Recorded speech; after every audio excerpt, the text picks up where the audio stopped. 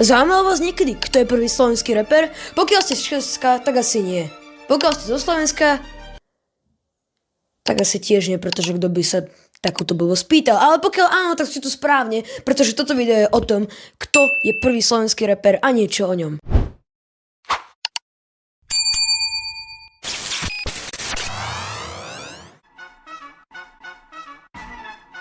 Branislav Kováč, známy ako pod prezývkou Vec, sa narodil v roku 1973 5. apríla v Zlatých Moravciach na Slovensku.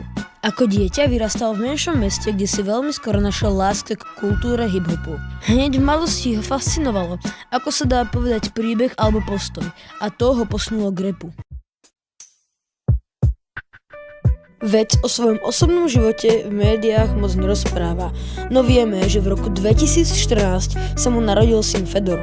S láskou ho odprezentoval fanúšikom na sociálnych sieťach a hovoril, že byť otcom je pre neho veľká zodpovednosť a radosť. Veľa fanúšikov si všimlo, že Vec sa od tej doby vo svojich textoch zameriava oveľa viac na témami ako sú život, rodina a iné veci, ktoré sú v skutočnosti oveľa dôležitejšie. Vec nie je len rapper, je to taktiež DJ, producent a moderátor, ktorý sa hudbe venuje už od začiatku 90. rokov. S kamarátom Midi založili už v roku 1992 skupinu Trosky, ktorá vydala jeden z prvých slovenských hiphopových albumov. Toho sa rapová scéna drží doteraz a preto je často označovaný ako rapový veterán alebo legenda slovenského rapu. Ako otec a hudobník sa Vec často v textoch vyjadruje k tomu, ako vyzerá život po 30-ke, čiže viac než len o ulici a klube. Jeho hudba dnes obsahuje viac emócií, postrehu a lásky k rodine, čo mnohí fanúšikovia oceňujú ako dospelejší a úprimnejší pohľad na život.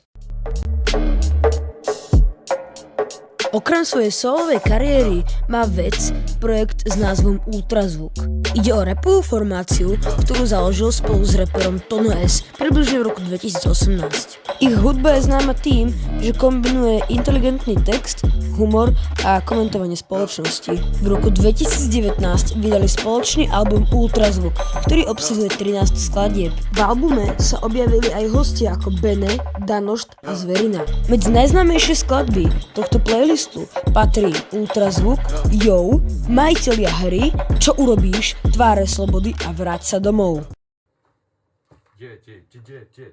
Medzi Vecové najznámejšie albumy patrí Vec vs. Trosky 2003, Dobré ráno 2005, Funkčný veterán 2008, Stereo Farbo Slepo 2018 a jeho najnovší album Námestie slobody 2024.